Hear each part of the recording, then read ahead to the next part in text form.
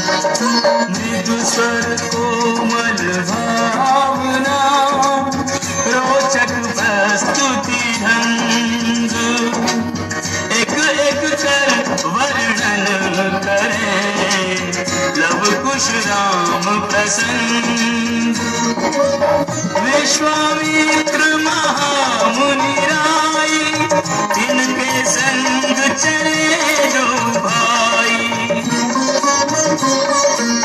कैसे राम तारिका मारी कैसे नाथ अहिल्या तारी मुनिवर विश्वामित्र तब संग ले लक्ष्मण राम सिया स्वयंवर देखने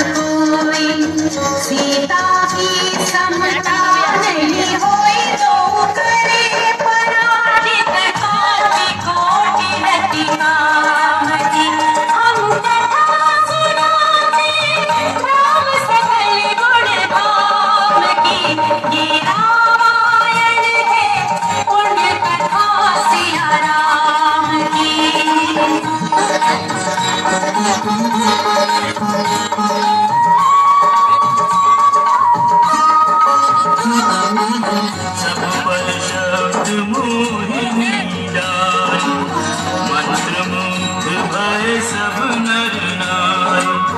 यों दिन रैन जात है बीते, लब कुश ने सबके मन जीते।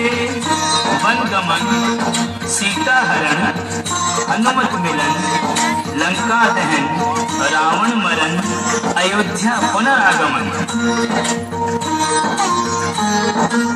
सविस्तार सब कथा सुनाई, राजा राम भय रघुराई। राम राज आयो सुखदाई, सुख समृद्धि श्री घर घर आई।